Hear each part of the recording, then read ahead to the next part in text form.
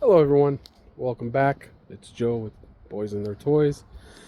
We're working on that 2024 Silverado auction disaster. This has been the first time, I don't know, maybe 3 weeks we've been above freezing. So let's just get into it. It's a disaster. I did end up buying one of those timing toolkits on eBay. It was pretty cheap, 50, 60 bucks shipped. It's not going to be Chevy GM quality, but it works. So let's get right into it. We've got quite a disaster here.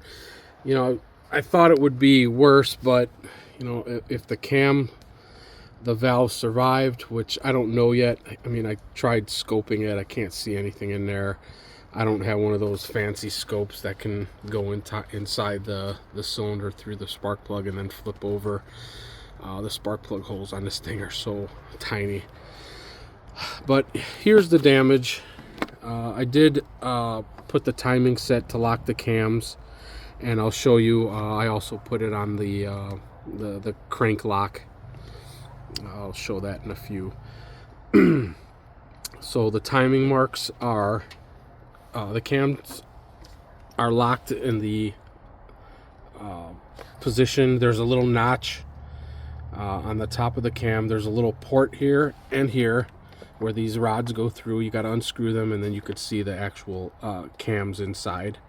And then there's just a tiny little notch, and then this pin just goes in that notch and it holds the cam. So for reference, you can see that there's a notch here and a notch here.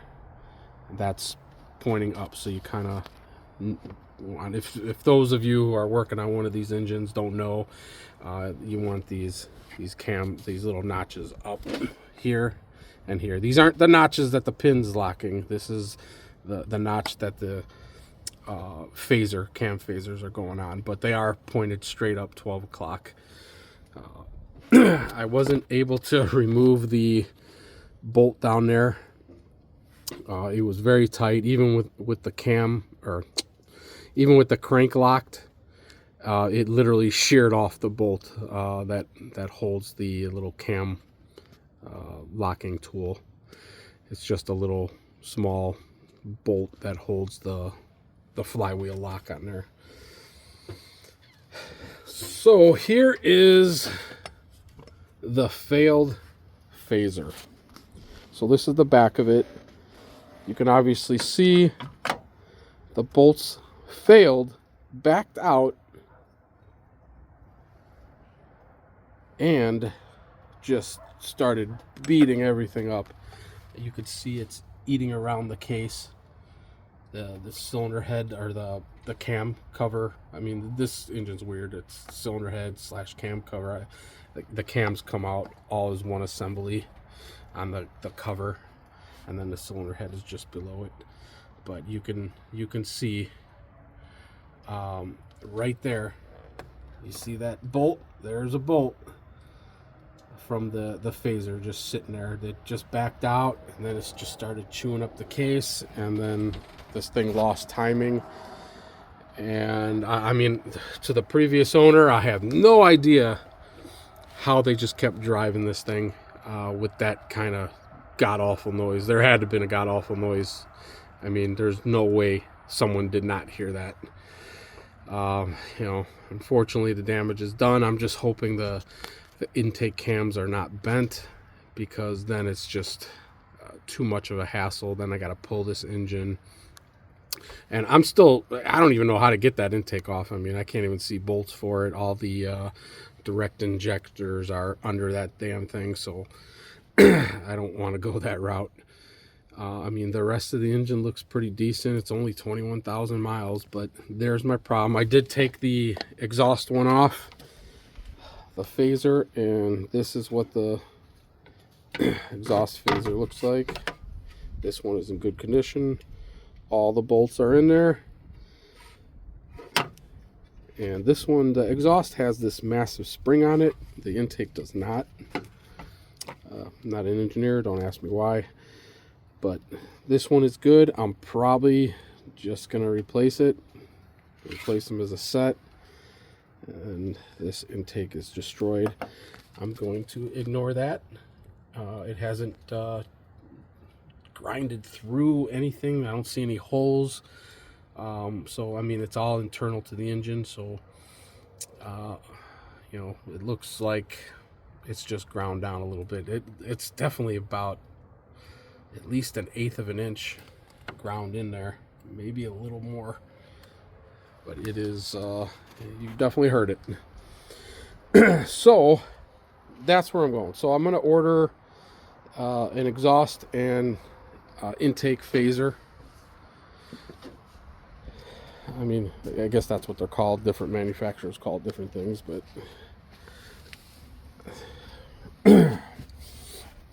so this was the pain in the butt. This is to put the crank lock on there.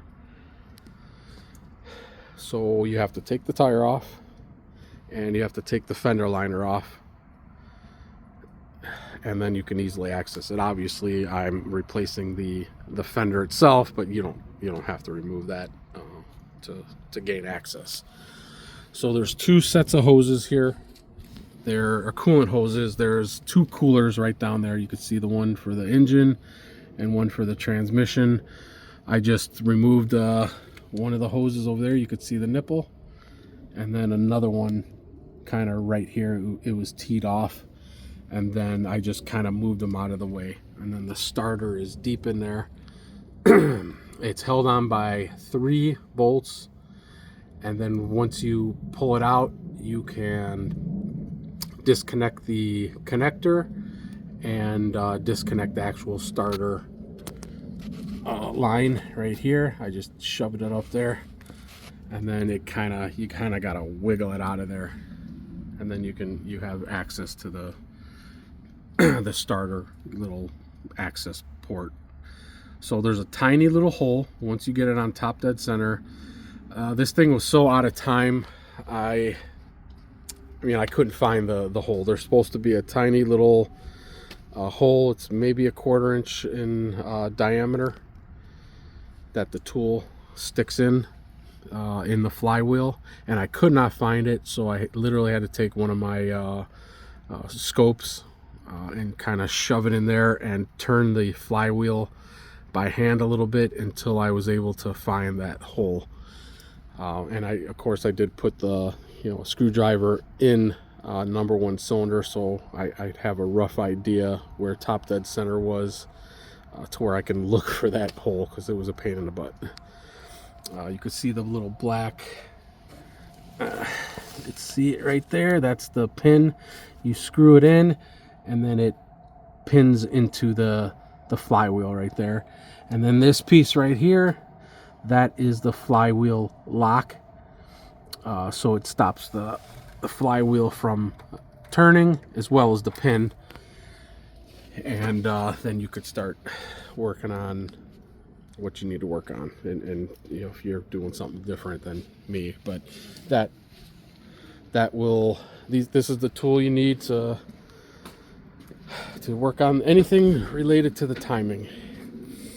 And then there's also another tool that goes on the front. And that tool, let me grab that tool. It actually aligns the phasers, so they only go on one way. You can't just toss them on and tighten the bolt. I wish it was that easy.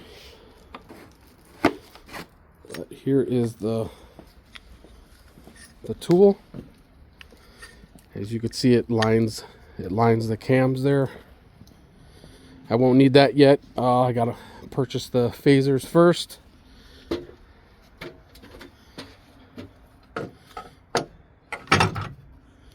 But let me use the exhaust one. But you can see the little notches here and here. They go right in there like that, so it'll lock those phasers in the right spot. And then you run your wrench with your socket right through here, and you tighten the bolt that goes in here. I have the bolts on cams itself so I don't lose them. But there you go. Those are, I think, 22 millimeter. Don't quote me on that, but I think they're 22 millimeter. And that is the update. So I got to go find how much these phasers are gonna cost me, and I'm just gonna pray that the cams are good and the valves are also good, that nothing bent, because I was able to turn the engine over, but that all is doesn't mean much if the valves are bent. So hoping I don't get screwed even more on this thing, because as you've seen from the previous videos, I overpaid quite a bit for this supposedly clean title truck that is now salvage title. So thank you, Auto Bidmaster. Can't stand you guys. Anybody have any questions? I can help you out with the timing. On this particular one, I have to take that cover off and expose the crank timing, because once you keep turning, I may have to, I'm not sure, to get the chain back on there, but I just removed this tensioner. It's not the tensioner, but it's the slide. What do they call these things? I forgot. My memory shot. But I just removed this a little bit and it wiggled out. I was able to get the chain off. Once I loosened up the intake phaser, I was able to kind of take the chain off, and it's just going to sit there. So I'm not going to mess with the crank side of the timing, because it's locked in at top dead center now because of that the crank locking tool. So hopefully I could put it back together with that tensioner like that without having to remove that cover. But that's it. If you have any questions or comments, like, subscribe. I'm freezing, sorry. I've been in Chicago for 48 years and I still can't take the cold. But anyway, please like and subscribe, and I'll get you hopefully an update soon once I get those phasers in. Thanks all. Have a good weekend.